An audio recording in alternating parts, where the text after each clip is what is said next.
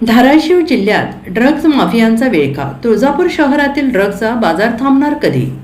धाराशिव जिल्हा आणि तुळजापूर तालुक्यात वाढत चाललेल्या अंमली पदार्थांच्या ड्रग्ज अवैध व्यवहारांबाबत नागरिकांमध्ये चिंता व्यक्त केली जाते आहे. अलीकडेच विविध माध्यमांमध्ये प्रसिद्ध झालेल्या वृत्तानुसार तुळजापूर परिसरातील कथित ड्रग्ज तस्करी प्रकरणात पोलिसांनी विस्तृत तपास करून न्यायालयाला पूरक दोषारोपपत्र सादर केल्याची माहिती समोर येते आहे.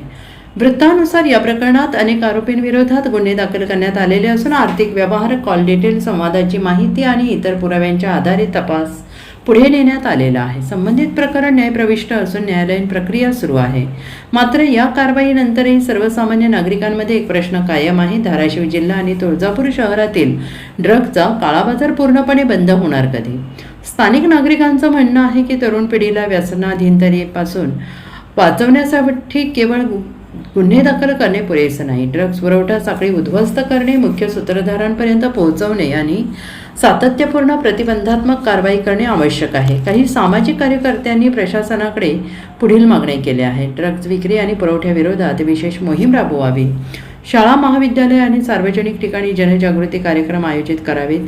संशयास्पद हालचालींवर स्थानिक पोलिसांनी सतत लक्ष ठेवावे.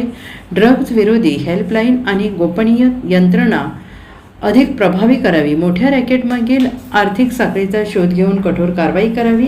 कायद्याची अंमलबजावणी करणाऱ्या यंत्रणांनी आत्तापर्यंत केलेल्या कारवायांचे नागरिकांनी स्वागत केलं असलं तरी ड्रग्जच्या वाढत्या प्रभावामुळे अजूनही कठोर आणि व्यापक कारवाईची अपेक्षा व्यक्त होते आहे. धाराशिव जिल्हा ड्रग्जमुक्त होणार कधी? हा प्रश्न आज प्रत्येक पालक, शिक्षक, नागरिक विचारत आहे.